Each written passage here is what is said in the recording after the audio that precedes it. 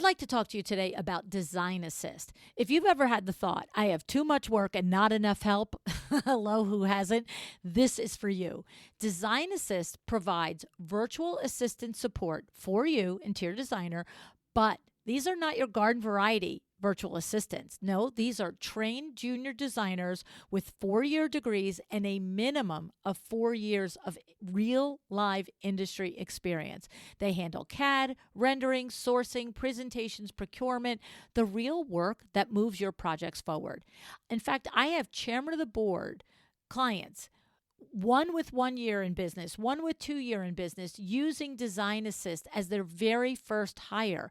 I also have another chairman of the board who is 10 years in her own firm, 20 years experience with a team of 7 who added a Design Assist designer and immediately increased her team's productivity. So if you want the full story and exactly how these amazing little magical fairies VAs work, then I highly encourage you to listen to episode 1127, where the CEO of Design Assist, Reed Humphrey, explained all of the value and the benefit of Design Assist. Listen, systems create freedom. The right support changes everything. Learn more. Go to designassist.com/podcast. That's DEZIGN assist.com/podcast. The links will all be in the show notes.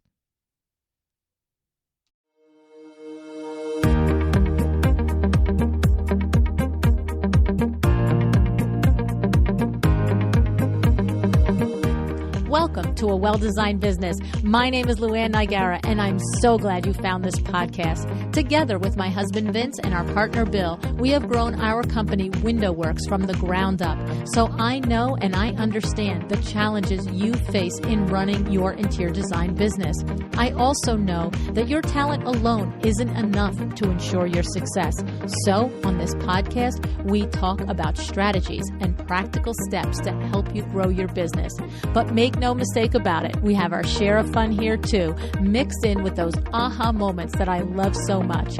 This isn't fluff. Nobody has time for that. Whether you are a new interior designer or a seasoned designer, I am here to help you create and to manage the kind of interior design firm that you dream of. It's straight talk and it's action. Are you ready? Let's get started. Hi, welcome to A Well-Designed Business. You know, when I first connected with Kia Weatherspoon for this conversation, there were several directions we could have gone as I was looking over the information that she sent. And I want to share with you, Kia is the founder and creative director of Determined by Design, a mission-driven firm that has spent more than a decade proving that great design is not reserved for a select few. Her work has impacted thousands of lives through affordable housing, community-centered spaces, and projects that bring dignity, beauty, and care to people who are too often overlooked. But here's the thing. Kia is not simply a designer doing meaningful work. She is also a recognized leader and advocate in our industry. Her approach to what she calls design equity has earned national attention, major awards, and even an honorary doctorate from the New York School of Interior Design. Kia is consistently challenging how our industry thinks about who design is for and what responsibility we carry as business owners. So yes, there's plenty to talk about with Kia. Now, in addition to any of these directions that we could have taken, I also learned that Kia and I share something in common. We are both alumni of Heroic Public Speaking. Now, that might seem like a small detail, but here's why and what about it mattered to me. When someone with Kia's level of experience, impact, and recognition chooses to invest in how they communicate their ideas, I think that's noteworthy. So I asked if we could begin the conversation about talking about her keynote. I wanted to understand not just what she does, but how she thinks, how she leads, and how she's using her voice to influence our industry. And I'm so glad that she said yes. Now, just a quick note before we begin. There is a brief mention of suicidality in this conversation. So if that's something sensitive for you, just take care as you listen. You know, we've talked about mental health on the podcast before, even though it's not the usual lane for the show. That said, just because it's not our everyday topic doesn't mean it's not part of our everyday lives. Behind every business, every project, and every leader that we admire, there's a human being navigating pressure, expectations, and sometimes things that we just don't see at all. And that's why I think conversations like this matter. So, in this particular conversation, we go beyond the surface of business and design and into what it really means to lead honestly, fully, and without performing for the room. Kia is going to share perspectives that may challenge the way you think about success, about leadership, and even about your role as a designer. So, whether you are listening as a designer, as a business owner, as a creative leader, or simply a person trying to carry on with grace, I think that this episode is going to stay with you. Kia shares with extraordinary honesty, and I'm truly honored to bring this conversation to you today. Now, before we begin, I do want to thank our show sponsor, June Laloy. You might already be familiar with June Laloy, a new on-the-scene direct-to-consumer brand. But did you know they also have a trade program? From the family behind Laloy Rugs, June Laloy is backed by 2+ decades in the trade business, offering a fresh design perspective and expert home furnishings curation. That means an expansive selection to fill your project needs with furniture, rugs, lighting, decor, and more. It also means trade benefits, including dedicated support for your business, exclusive pricing, and more to see your business through every single project. To get started, apply to the June Laloy Trade Program today at junelaloy.com/trade.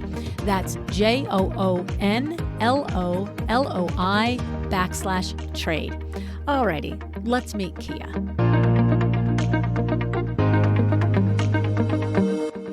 Hey, Kia, thanks so much for joining me on A Well-Designed Business today. Hi, my friend. So I'm super psyched on all the levels. I feel like I've known you on Instagram for about a gabillion years. I just am like, I don't think we've ever met in real life. Like, No?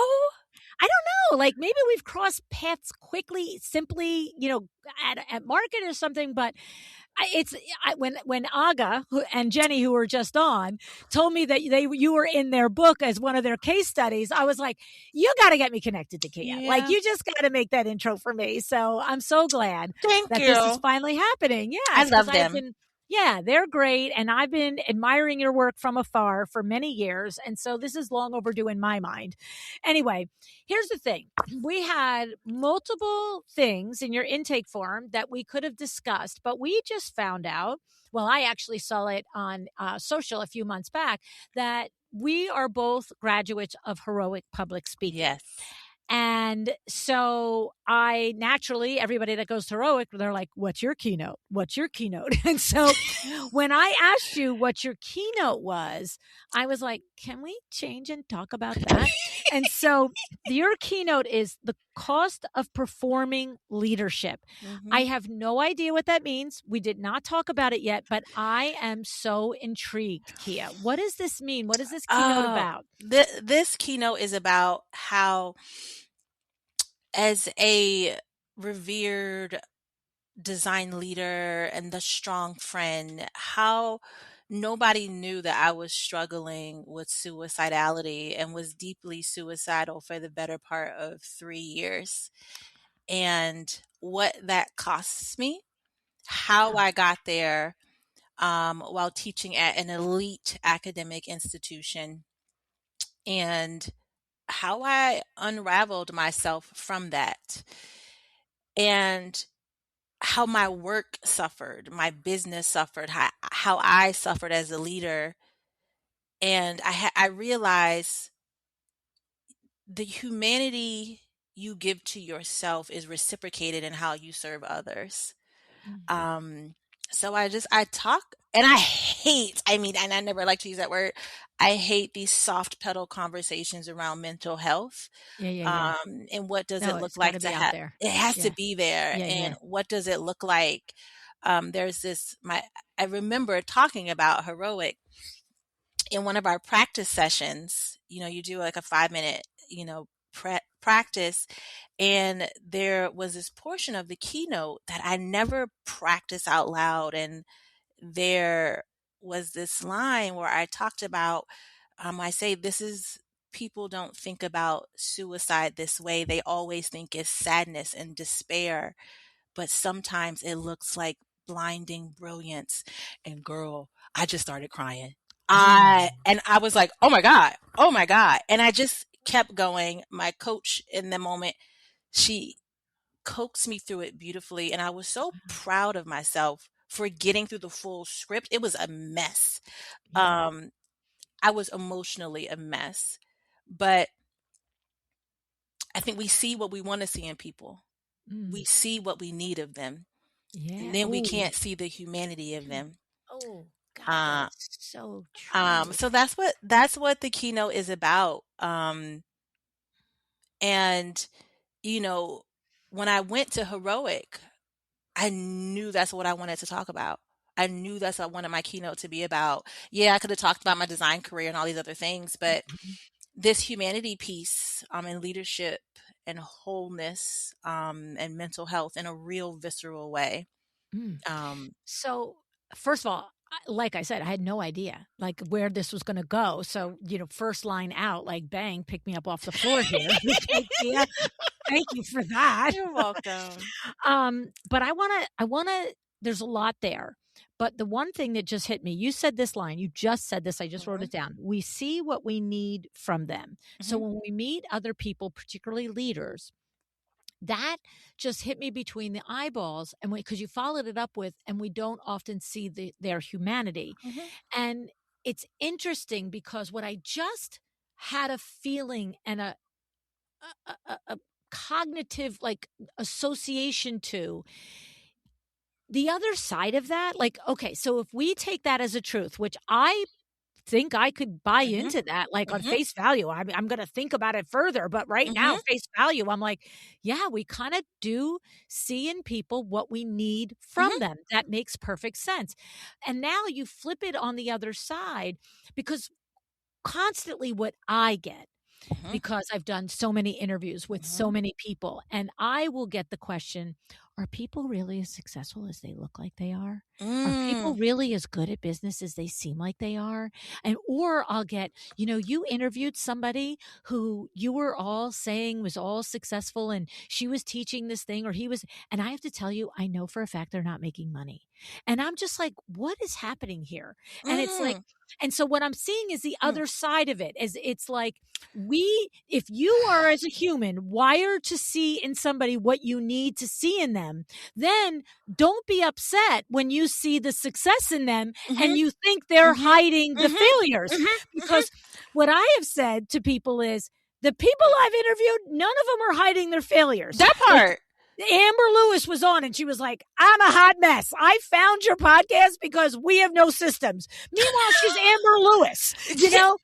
Right? And so it's like, so it's funny when you think that it is all in between our ears. We look for what we need. And then when we find the admiration and the thing that we're looking up to, then we Mhm. automatically want to say, well, why are you hiding your failure? So it's so, and oh my God, this is a shameless plug. One of my favorite things is I started a Substack, Okay. and Okay. it's Kia Weatherspoon, Substack, whatever. But No, no, give it. Is that how they find it in case they it, wanna find it's it?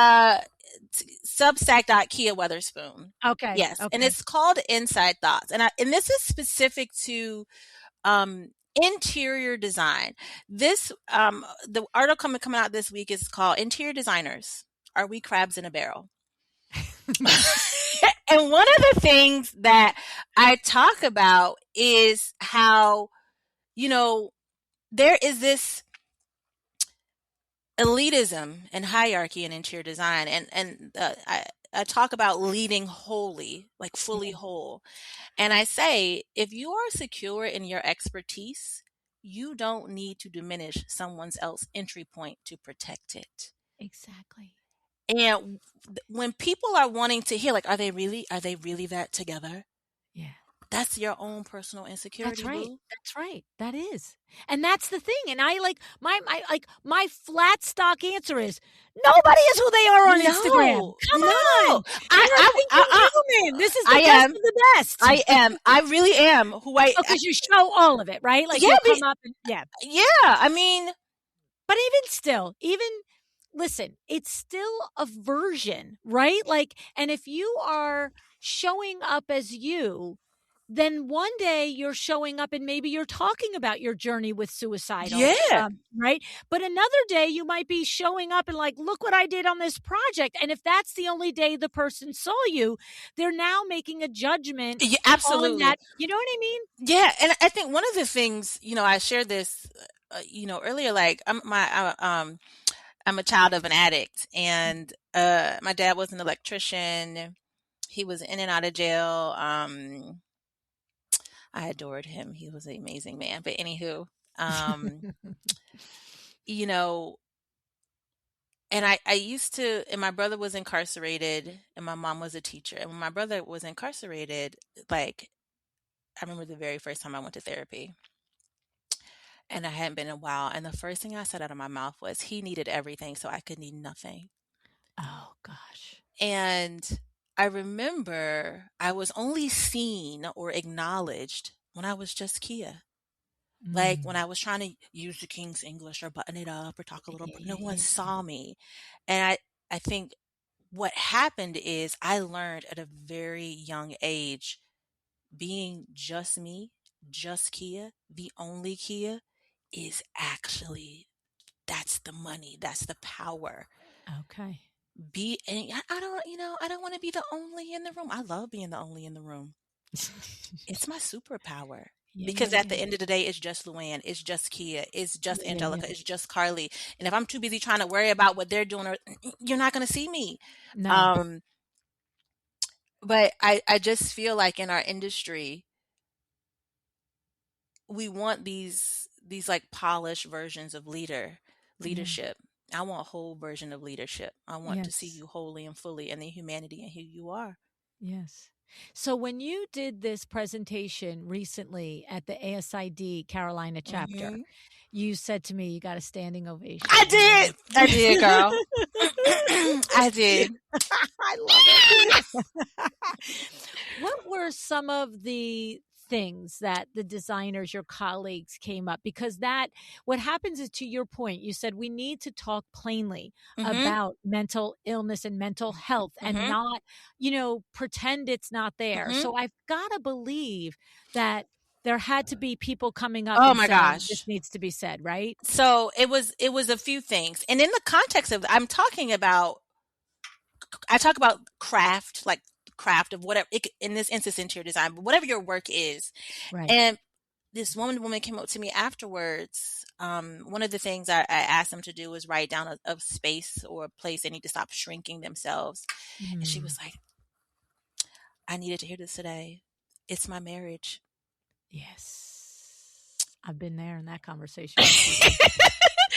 Another student came up to me and they said, and it's always this next generation.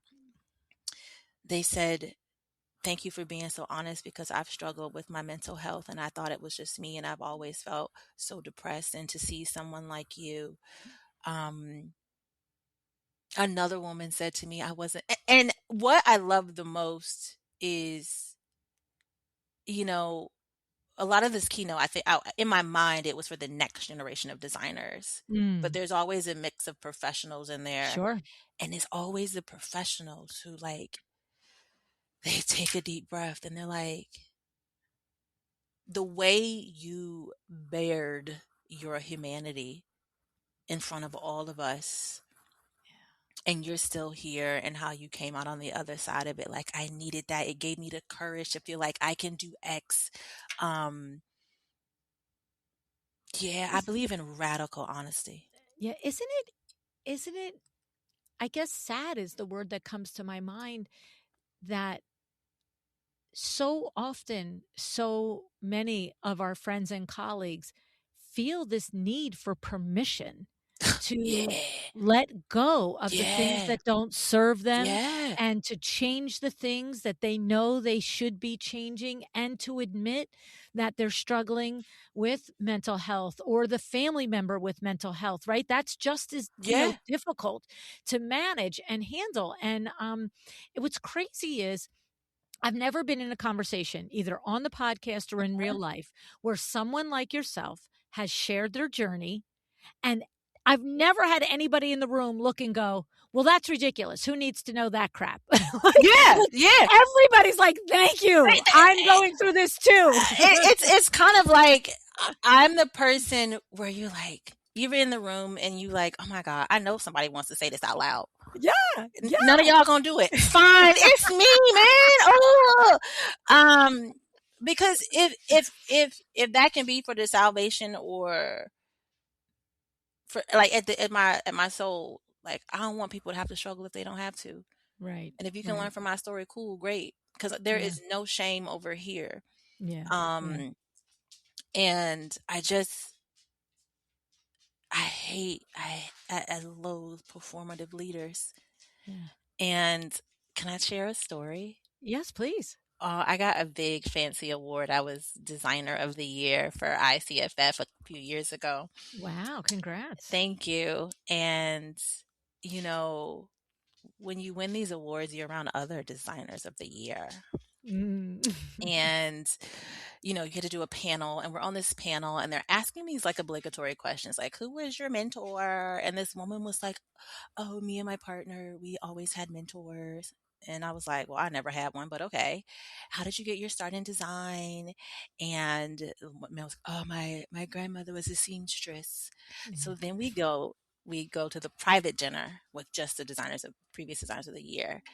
And the magazine editor at the time, she gave me like a great introduction, and I was like, Stacy, I love you. I dropped a F-bomb and said, you've been on my team for years.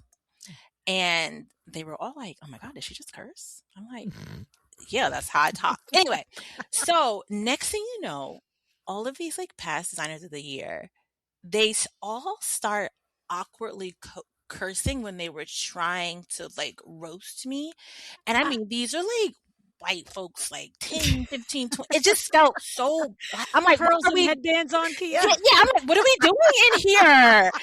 And then I was like, oh my God, you all don't even really know up to show up as your whole self. That's it. Do you. Don't do me. I'll take care of you and Kia Yes. over here. So I got this. I got this part. So then the two people I was on the panel with, the woman dish behind closed doors, she was like, well, actually, no one really mentored me. It was actually my business partner because he was a man. I was like, okay.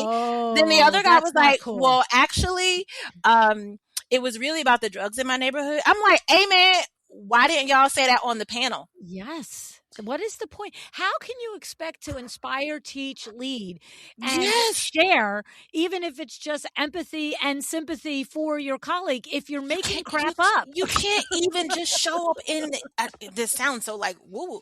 You can't even show up in your truth. Yeah, Like, yeah, come on.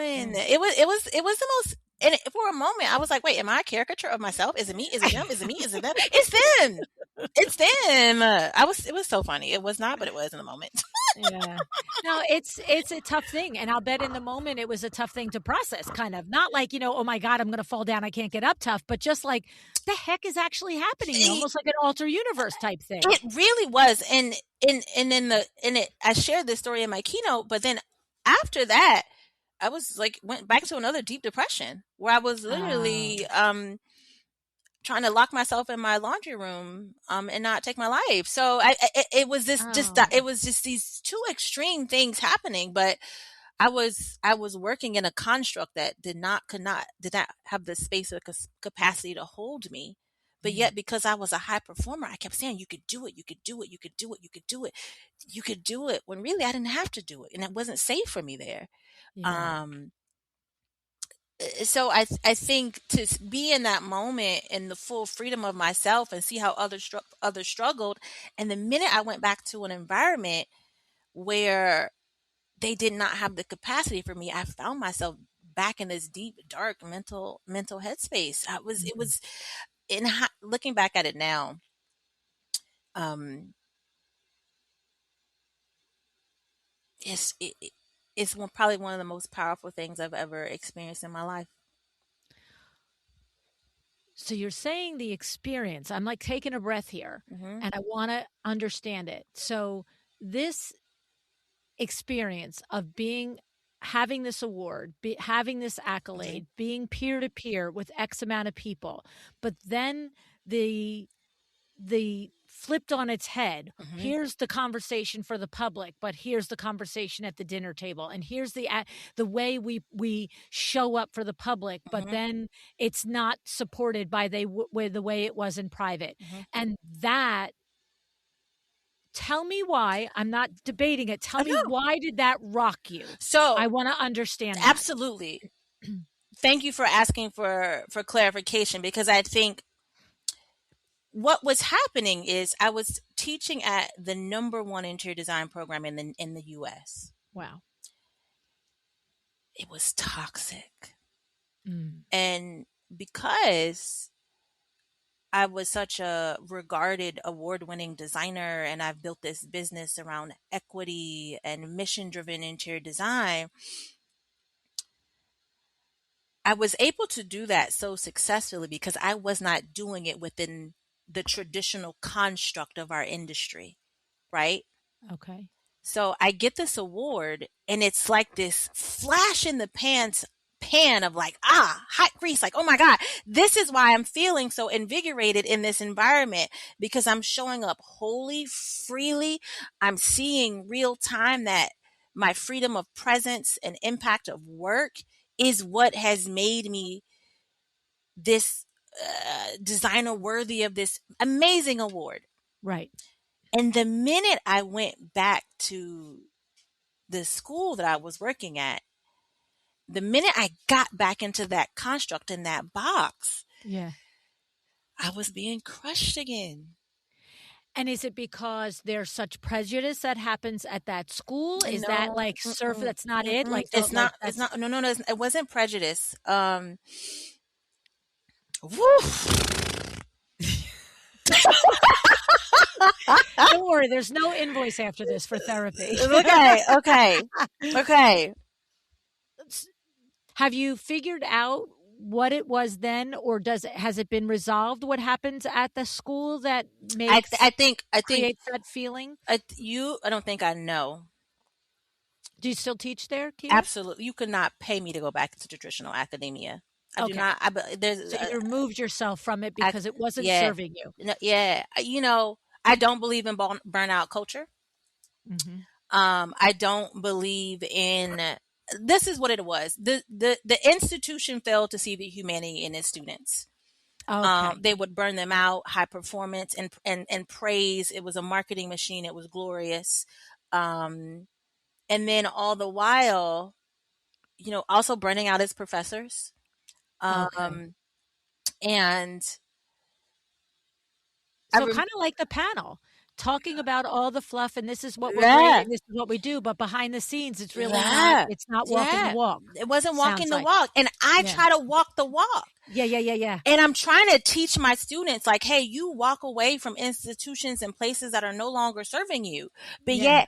yet, and because I loved my students, I adore my students.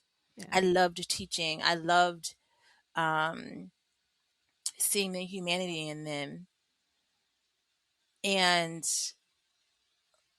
I myself am just slowly deteriorating because I was never meant to do that there in Yeah, yeah, that yeah, construct. You can yeah. teach, but I've been told, oh my God, to teach, you go to the big fancy institutions. That's where you teach. That's where you want to teach. And they didn't have the capacity to hold me at that academic Mhm. institution, hold who Mhm. I was, and to be so fully self actualized. Mm. There was no like prejudice. It was just like some people aren't built to be in a box. Yeah. It wasn't about color or race. It was just No. about humanity. It was just, Yes. this is not Yes. supporting us as Yes. humans. And Yes. we're saying one thing to our students, but actually expecting and in creating an environment that does something It else. promotes burnout. And look, and this goes back to interior design. You know, how you gonna serve others if you can't even serve yourself? Right. And Right. the humanity that we need to make sure interior design is accessible to all people. I say it all the time. Interior design is not a luxury for a few, it is a standard for all. And we have the honor of being in a profession where interior design is the greatest form of empathy and practice if we choose it. Mm. And if we don't, How do you do that in real life? Okay. oh, Like, listen to real me, life. because here's the thing. I have said a million times Hmm.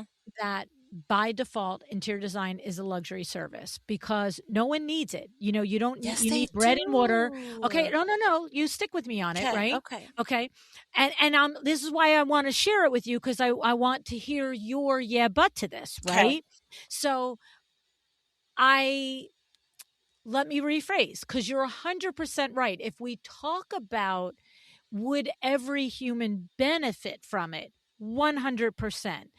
But it's not bread and water and a roof over our head. We can, and I understand that the design can have an impact on your Hmm. health. I get Hmm. it. I've had Hmm. the Hmm. conversations. But there, the second that you pay somebody to do something, you have now gone into a realm where, quote unquote, it is a luxury because your neighbor might be able to do it without paying for it, Uh-huh. right? And so removing, not removing it, but sitting it aside for a second, that Okay. definition there, Okay. in practicality, Uh-huh. I'm curious because I know from your intake form that it says that you've impacted more than 6,500 Mhm. lives with making design accessible. Mhm. I know I've had conversations with designers, mostly one on one in real life events, not on the podcast so much, but there are others that truly want to make it accessible, but then it has to be profitable. Otherwise, it's a pro bono endeavor. And Okay. maybe some firms have done that. They've said, we do X amount of projects to make profit. And I have my projects over here that I do. And this benefits the planet, it benefits to humans. But how do you make a profitable firm because it's not a hobby, Kia, right? No, Like you no, don't have like $1 million sitting in the bank, just like, paying your bills while you work as a no, designer. no. So that's a real thing. I understand the desire to bring it to available to more people, but how have you cracked that nut of being able to make it available to more people and in what way? Tell me how you do it. This is what I always. Okay, one, my belief is business 101. People buying the people, Okay, got it. and then I always follow that with people are the profit. Okay, I love it. We at Determined by Design, we do affordable and low income housing, Section 8, ghetto, workforce housing, however you want to dress it up. So we do large apartment buildings. We design the common areas, the corridors, and the base unit finishes before anybody ever moves in. Historically, in any government funding Section 8 housing, it looks like trash. It has a Mm, poverty aesthetic. There are no soft finishes, there's no color, there's no joy, the lighting's bad, the products are bad, they're ugly, I right? And got I'm it. I got specifically it. saying ugly because that represents something to what I think my value is if I walk through an ugly building every day and it's Exactly. all hard surfaces and gray and there's no decoration, there's no adornment, right? Yep. So we work with a lot of real estate developers and we say, hey, do better, Yeah, do I better. hear you. Let me just cut you off for a Okay. second because want you to continue to explain, but I just want to check that I'm getting it. It's like, look, somebody's going to design that space. Do they have to make it ugly, or can they make it like put a yellow wall in for crying out Yes. loud, Yes. right? Like A put yellow put wall a with rainbow and texture walls, glitter right? and It's fun like fatty. we can do better because somebody is going to pay for the designer here. Somebody's going to pay for the finishes. Why are we just Correct. direct, by default, making it gray and drab and ugly and everybody? Because Gotcha. these people are poor. They'll Yeah, tear it and who up. cares? They don't deserve it. Yep. Do they really need soft furnishings? Yeah. Because there is a bias. And again, if Yes. I was doing a low income project in middle America, it might be a predominantly white community. It doesn't Right. matter. We are still going to create an elevated experience for Yes. all people. At the end of the day, at the end of the day, interior luxury is marketing. Yeah. There is there's there's I love it. I'm a luxury interior designer. I'm like, but are you though? And then I go look at their work. That's a sunpan chair. No shade to sunpan. That chair is from Della Robbia. And get it. I know you might get 50, 10, or 20, whatever it is. Is that really luxury? And I tell you this. I'll tell a story. One of my tile manufacturers, Dora, we were talking about. She was like, yeah, I'm working on the 5-star Ritz in Miami, and they're trying to nickel and dime me over the bathroom tile and the renovations of the master suite. They want to get it down to a $1.25 material cost. I said, oh, dang, the Ritz? I go, what tile is it? She go, the same one you got on your project. I said, I know you lying. So you mean to tell me the poor project over here that we designed and got the same tile as the Ritz? It's an illusion. Yeah, yeah, yeah, yeah, Luxury yeah. is an illusion. Yeah, yeah, yeah. I hear you of that. I hear So you of when that. I say we're making design accessible or elevate, that's what I never say we make design for poor people look luxury. It's illusion. We elevate Yeah. the spaces, right? Yes. So we do it by making sure the communities and the people we design for, you can't tell whether it's a market rate building or an affordable building. It's just a Right. well designed building. Right. And your point is well made that that can be done with care and thought within the value engineering. It doesn't No, have to we don't just value be engineer. okay. We don't Okay. value engineer. Well, the projects all have budgets, whether Yeah, it's of a course. Fifth Of Avenue project course. or Yeah. whatever, So, right? I mean, we're liars at DVD, and then what that means is when we specify a product on our finish schedule, we put good, better, best, Okay. right? At the end of the day, the selection we really want is the good. Yeah, yeah, yeah, We know yeah. exactly where to price the beautiful tile to stay in Uh-huh. budget and stay on our schedule and not get VE'd out. But if I just put the good in budget to the concept, the sub's going to say, no, it's too expensive. So we Yeah, put two yeah, yeah. more, one that is a little bit more pricey and then one that's egregiously pricey. Yeah, yeah. And we always end up getting the one in the middle. Yeah, yeah. So the problem isn't, and I think what happens is by the time in our projects, by the time we get there, the designer's like, okay, fine. The sub said we got to VE it out. Let's just swap it out. No. Show me the receipts. Did you price my material? Did you price my spec? Right. So So for clarity for me, since I yeah, said that, I think this is me at a disadvantage sure. not being a designer, It's right? okay. So instead of saying it can all be done in value engineer, we're just the real clarity I want to make sure I'm right is it can just be designed within budget and it can be beautiful. It doesn't have to be Correct. gross just because it's Correct. inexpensive or Correct. less expensive than Correct. a building 10 blocks over. Correct. But Yeah. the problem is within our industry is markup is real. The product really ain't expensive. We all just marked it up 6 different ways because we can't get our design fees high enough to actually make a revenue. But that's not what we're here for today. Okay. Fair, fair, fair. Exactly. Again, because people see interior design as a luxury, Yep. Yep. I hear you. most design practitioners don't know how to price high enough. My rule of thumb is give your number, write your number down, and then add 30%. If you Oh, yeah. really know how to advocate and bring value, no one is going to balk at your design fee.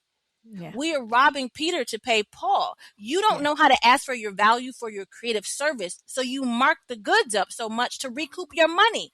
All Right. that does is make great product inaccessible to more people. Mm. Yeah. That's interesting. And it's funny because every one of my chairman of the boards just heard, I say to them all the time, I don't care what number you come up with, add 30% to it. Yeah, 30%, 30%, 30%. Like, oh my God, Because wait a minute. it's, you're always undervaluing your intellectual property. You're Yes. constantly undervaluing it. I promise you.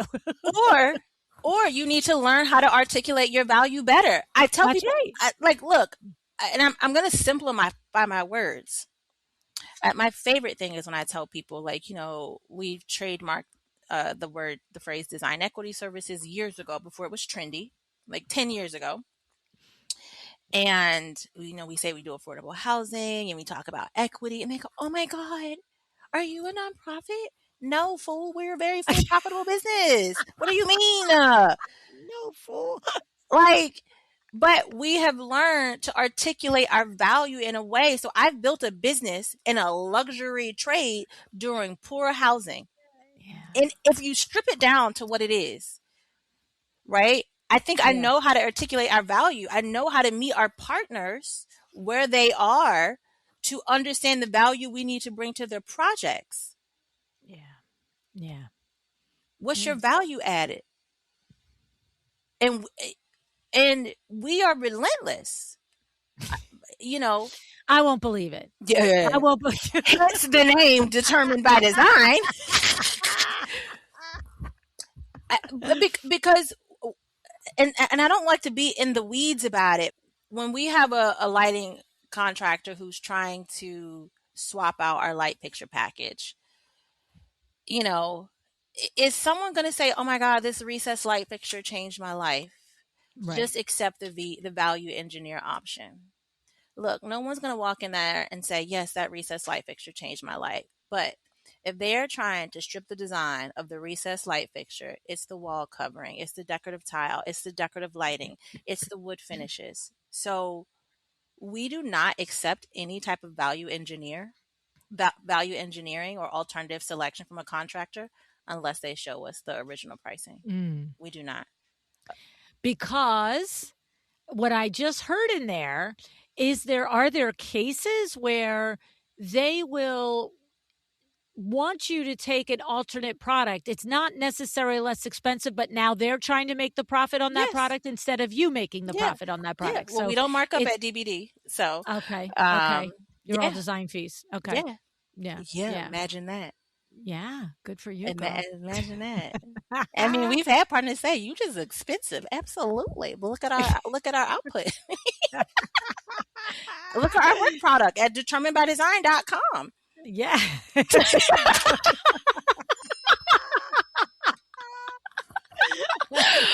Oh my goodness. No, it's the truth. You got to own it. It's like you said it. You said it earlier. If you don't believe it first, if you don't understand it first, how can you explain it to somebody else? Yeah, and also at the end of the day, Luann, it's not about me. I think about I think about the way people traverse through space. Mm, And before I even knew what interior design was, I think the very first time I realized space matters was when I went to go visit my brother in prison for the first time. That was the first space that ever made me feel something. mm, And every time I would go visit him, I would start to think about this experience of the space from the kids visiting their fathers, spouses, parents, grandparents, the men, the guards. yeah. And I've always thought about space of how it could heal or harm people. Mm-hmm, mm-hmm. So we advocate so fiercely because the power of space is real. It will tell you what you are worth, Yeah. what your value is, or it will uplift you. Mm. We had a woman, I was doing an interview, and she said, I went and looked at your work. I wrote it down in my little scribbles. And she said, I can't, she goes, when I look at your work, I can't name it, but I feel it. I said, I Wow. know that's right.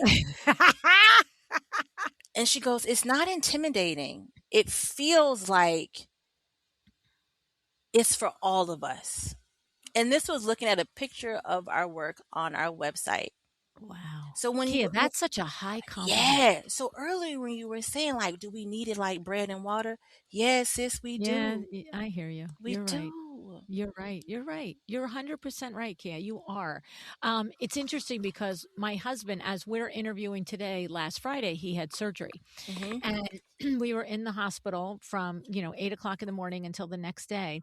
And I could not help but notice this was a new wing to the hospital built. And I don't know if it's 1 year or 3 years, but it's mhm, certainly not 20. And all the conversation I've had of the last 5 or 6 years about wellness design and mhm, how it impacts you emotionally, mentally, and all of that. I was just, I just, it's the first time I've ever been in a hospital. And I literally was like, I wonder who the design team was mhm, here. Like mhm. they nailed it. Like they just, What like to was your, it?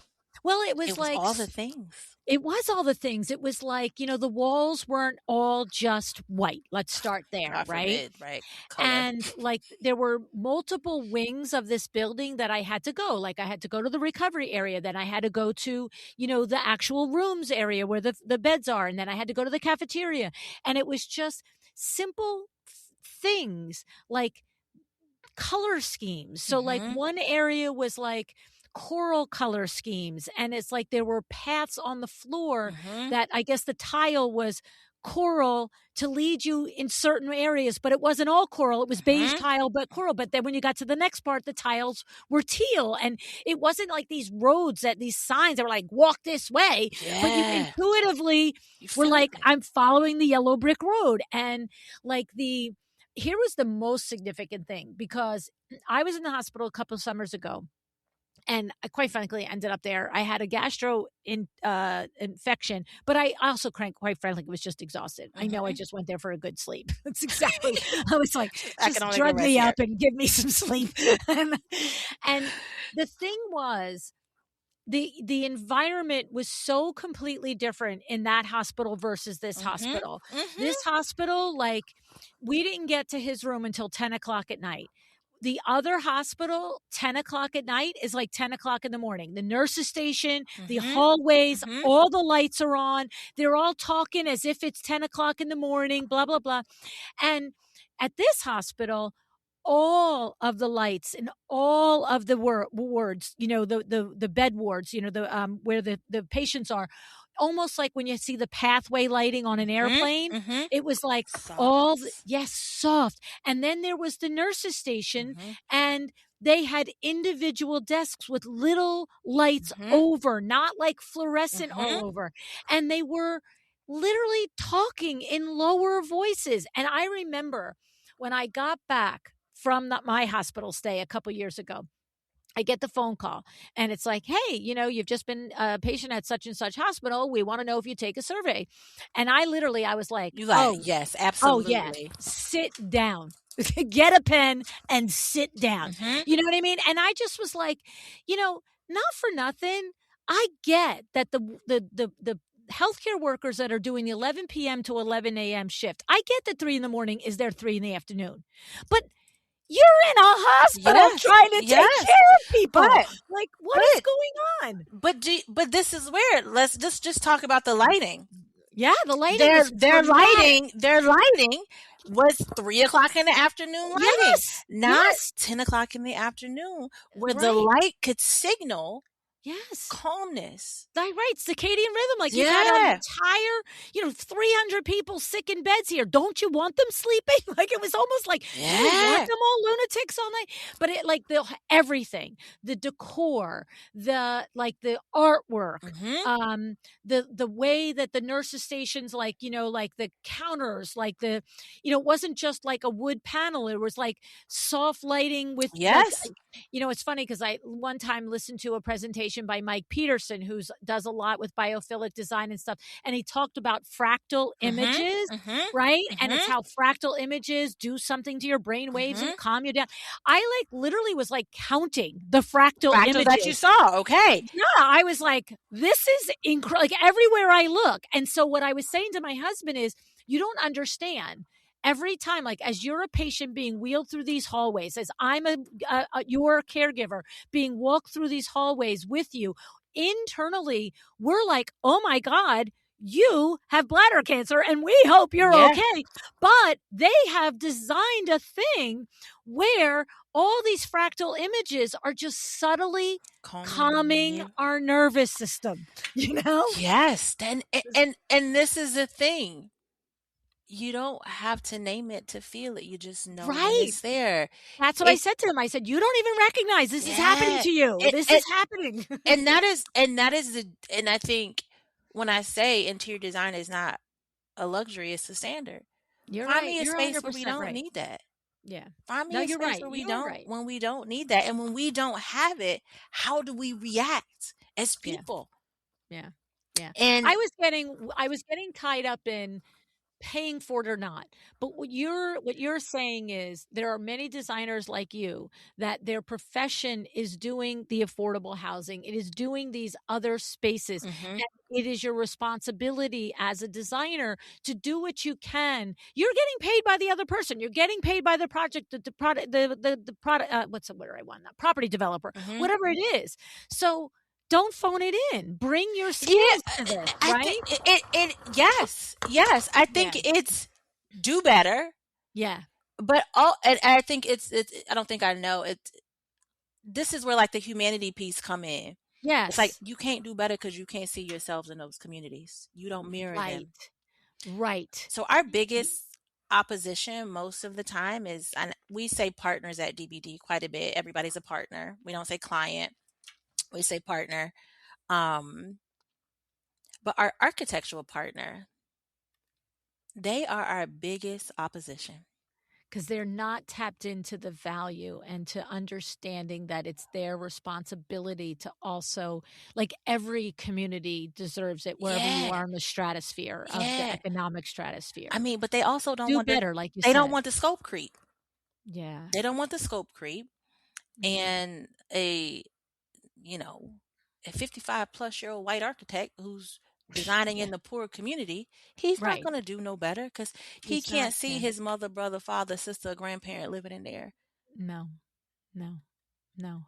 And then The they, compassion, it's yeah, the humanity. it's the You're saying humanity. It's yeah, the I just heard humanity. compassion, but you've been It's saying the it all the way through humanity. the It's the conversation. It's the humanity. humanity. And they Yeah. can't see them as, and like we, again, we're very big on language at DBD. We never say the end user. What is that? What? Like, we're very big on language because so much of the design language separates us. Yes, it It automatically puts the patches us, barriers up. and then we weaponize it with these fancy pedagogies. Yeah. Um, And it and quietly reinforces the okayness of that. yeah, Yeah. yeah. So a lot of times the architects say, "Oh, we're not going to get the developer's not going to do that.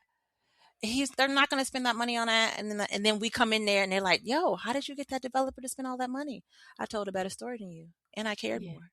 Yeah. 'Cause I could see myself in that community. Yes. Um, Yeah. and Interesting. that and when I would and to just kinda take us back to where we were, is there's a certain level of just, like, absolution and wholeness in myself that allows me to do that type of work, to advocate for others fiercely. Yeah. And the minute I was teaching in this elite institution and still trying to pour into my students the same way, the minute it became unhealthy for me, I couldn't see the humanity in anybody else because I was not Mm. seeing it in myself. I was not protecting the humanity of myself in this an environment that was never meant to hold me or have the capacity for me to Mm. strive in that way. And that's to me, if you are going to serve others, and I know, interior design is a service based profession. We like to dress it up. You're a Mhm. service provider.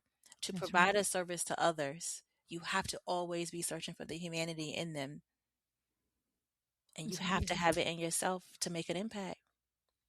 You do. You Do do. you actively protect your own humanity Now in the I do. container that you're Now, in now, yeah, yeah, Kia? I mean, absolutely. You've developed a skill I sets developed and a your skill. own mechanisms and things. Yeah, one of the exercise I have people do is, and I do it every day. How often do you really see yourself? Mm. Like, really?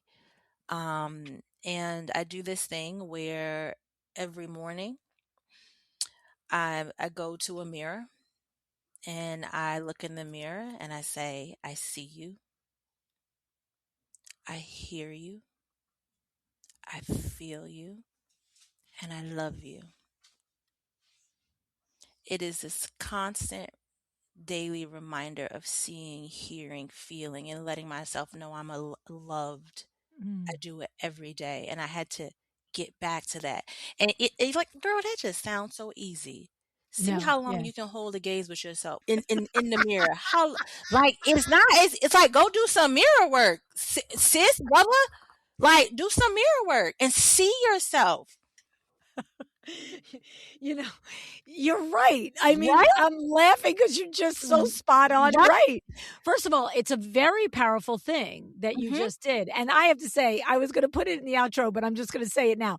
You got to watch the show on YouTube because just watching Kia in real life is another whole added enjoyment to this thing. But it's powerful what you did. It's powerful the way you said it. And you're right. Like I guarantee you it takes a hot minute to practice that where you Yeah. can consistently show up and do that. I'll bet you it Yeah. does. It's the kind of thing where how many of us have actually ever given Yeah. ourselves that gift? Yeah. Slow yourself down and Yeah. don't rush through it. Like after each, I learned this in heroic. When I do this in my keynote, and I take a beat Yeah. after I see you, Yeah. Yeah, you did. That's right. I hear you. Like really sit with the words and see yourself. You Yeah. are seen, you are loved, you are felt, and it has to be by yourself first because no one else is going to do it if you don't do it first. Right. What's interesting is Ooh, I that just got chills. Ooh. I know, Ooh. it's I the first time you did it, that's why I suggest they go watch it, because the first time you did it, you did. You Mhm, took the beats, and mhm. it's very powerful watching you face to face do that, Yeah. and you know what it reminds me of? This just something just came across literally before our interview on Instagram, and it was, some stupid clickbait title of "How do you be the best grandparent?" I don't know, stupid Okay. title, whatever it was, right? And of course, if you're a grandparent, you got to click on the stupid thing and you're like, am I being a best grandparent? You know what I'm saying? But you know what it was? It was be present. Mhm, And mhm. that's what you just did. You a call to us to be present with ourselves. Ourselves. And we could do that for our kids and we can do that for Yes. our spouse and we can do that for our grandkids. Mhm. But to your point, are we doing it For for ourselves? ourselves. Yeah. Yeah. Yeah, it's a And I mean, it's a radical thing. yeah. I mean, and given the journey that you've been on and you've only shared bits and pieces of it, but it's pretty significant, Kia, Mhm, the journey that you've been on mhm. here, even in bits and pieces. And to know that that's a mechanism, that that's an exercise, that that's a gift that you give yourself that helps you, I would say, everybody should just really Yeah. think about adopting it, A right? and I think I had to do it because and we talked about this. I'm the strong friend. Yeah. I'm the Yeah. motivating friend.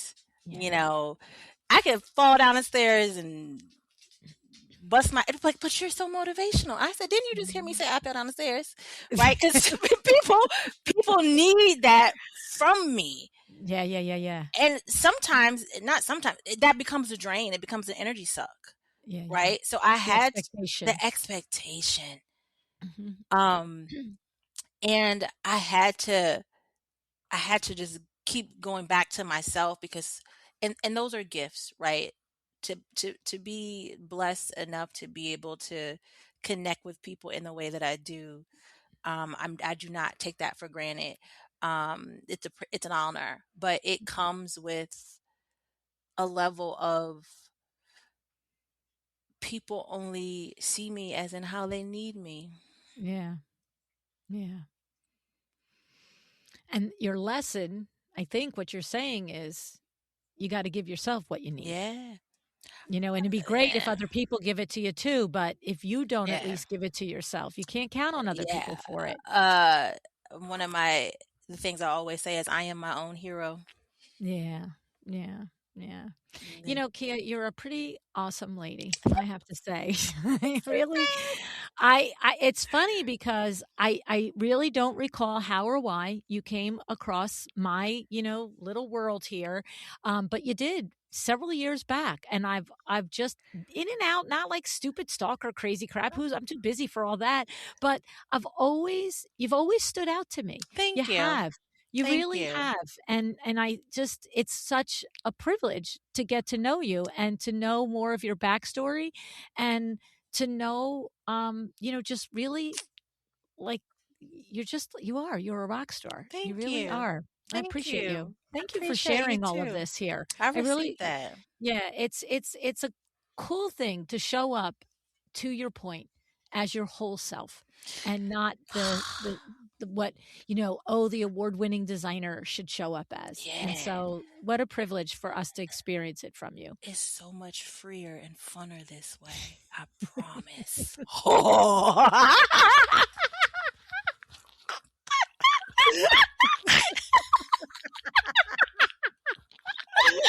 man. Oh, man, you're a Oh, nut. Oh, thank you. Thank thank you you for so being much. on We the go show together today. now, sis. That's it. That's what That's I what say. we do. When we good, we go together now. That's it. There's some people you're just meant to be with. Thank you. Thank you.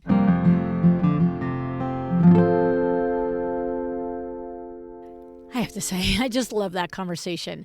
And by the way, and I'm dead serious about heading over to YouTube. I don't often encourage you to go to YouTube to watch the show rather than listen, but Kia is a gem. And just seeing her face in person as she talks and she's passionate, it was special. And I truly enjoyed all of Kia. All right, now let's walk it back a little because there are a few moments in this conversation that I don't want you to just hear and move on. I want you to think about what they might mean for you. The first idea that Kia brought to us is this idea of performing leadership. Now, we talk all the time on the show about being a leader in your business, but Kia challenged us to ask, are you actually leading or are you performing what you think leadership is supposed to look like? She's asking, are you the strong one all the time? Are you the one who has it all together? Are you the one everyone leads on? Because that version of leadership is not grounded in your actual humanity, and Kia says it's going to come at a cost. And she also invites us to consider instead what we could call whole leadership, showing up as all of who you are, not just the polished parts, not just the high performing parts, but the human parts too. Because the level of humanity you give yourself is going to be reflected in how you lead and serve others. And that connects directly to the second idea that Kia put out there that just stopped me in my tracks. We see in people what we need from them. When she said that, I don't know how I just it stopped me. Think about it for a minute. If your clients, your team, your peers are seeing in you what they need from you, are you showing up as your real self? Or are you showing up as the version you think they expect? Because over time, that gap, the space between who you are and who you think you have to be, Kia says that gets costly. She says it shows up in burnout, it shows up in resentment, it shows up in feeling like no one really sees you. And that is just not sustainable, not in life and not in business. And then we had this whole conversation around space, and that was powerful. Kia shared that her awareness of design really began when she was visiting her brother who was incarcerated. And I shared my experience in the hospital recently with Vincenz, right? And by the way, he's perfectly healthy. So just I didn't really finish that in the show. Had bladder cancer, it was removed, we're moving on, okay? But these are two very different environments, and both are incredibly impactful, right? And here's a takeaway I want you to sit with as a designer. We don't get to decide which spaces deserve good design. Think about the spaces that are often treated as purely functional. The DMV, the grocery store, you get it. Spaces where the goal is efficiency, utility. But what if those exact spaces were thoughtful design, were spaces where thoughtful design mattered and you could tell it mattered, the way Kia shows up to her design work? Because whether we acknowledge it or not, those environments are shaping how people feel every single day. And we've talked about this on the podcast before. I mentioned Mike Peterson in the episode.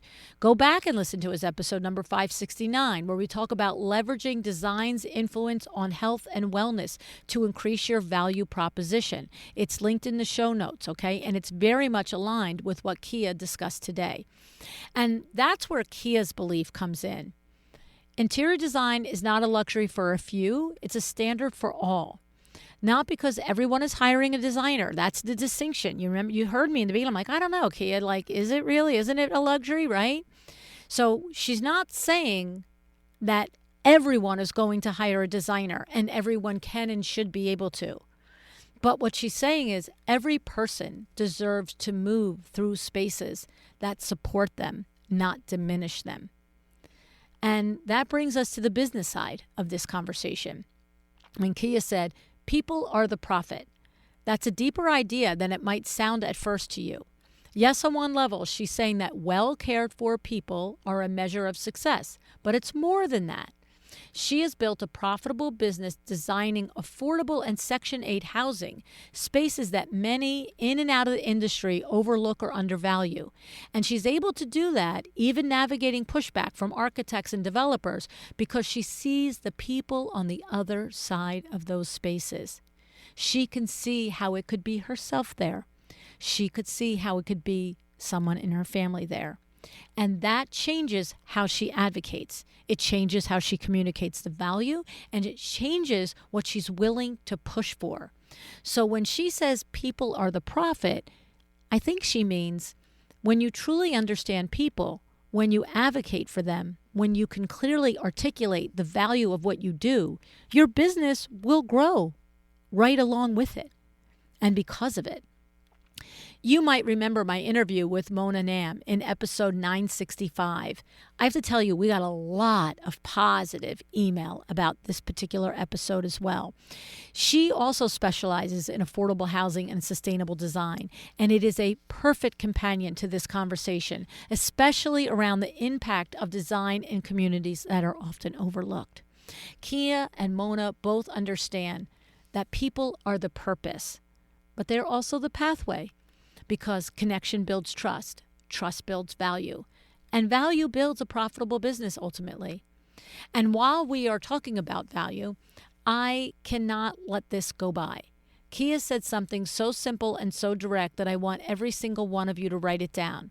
She said, write your number down and add 30%. Every time.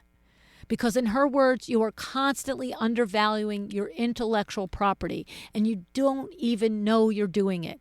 I have said this to my chairman of the board coaching clients more times than I can count. You are not just providing a service. You are bringing expertise, vision, and years of hard-won knowledge to every project you do. And that has a number. It has a value.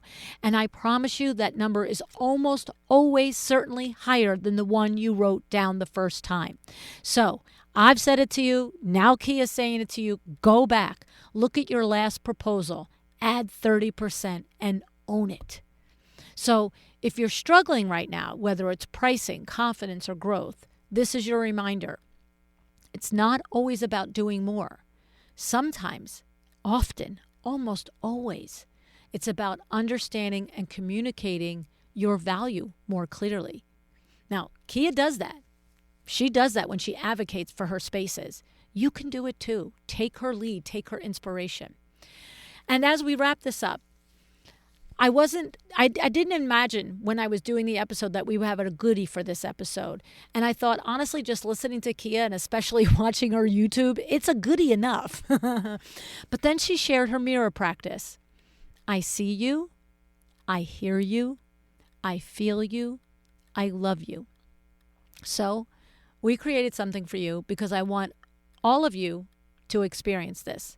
We put together a simple printable with that mantra so you can tape it right under your mirror so you don't forget to give yourself that moment each day. You'll find it linked in the show notes. Because if you are constantly showing up for everyone else, your clients, your team, your family, but not yourself, eventually something's going to give. And you cannot build a well-designed business without taking care of the person running it. Now, if you want to learn more about Kia, the whole Kia and the only Kia, I would encourage you to find her Substack. It's kiaweatherspoon.substack.com. Her websites and Instagram handles and all the things are in the show notes as well. Kia, I cannot thank you enough for this. I needed it. I think we all needed it. And you are incredible. And I'm so glad and just delighted that you spent your time with us today. And thank you out there for listening. You know, the fact that you show up, I say it to you all the time and it just comes out of my mouth. I don't write the words. It's like when I get to say goodbye to you and I'm about to say goodbye, it just comes rolling out. I know there's a lot of things in life that can take your attention, and I really, really appreciate that you share that attention, some of that with me. Thank you for showing up week after week after week. Decide to be excellent.